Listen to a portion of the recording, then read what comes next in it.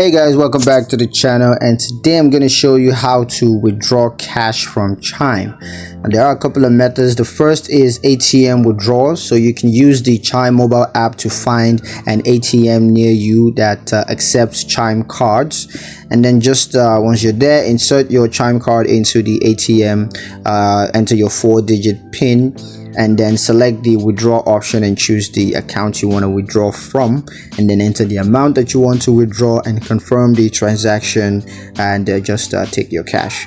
The second method is cashback at retail locations.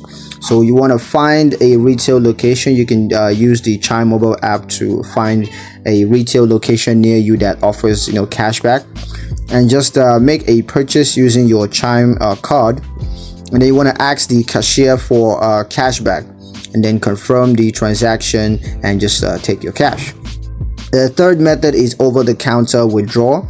So just use the Chime mobile app to find a participating bank near you that offers over-the-counter withdrawals, and then bring your Chime card and a valid government-issued identification card to the bank, and request a withdrawal from the bank teller.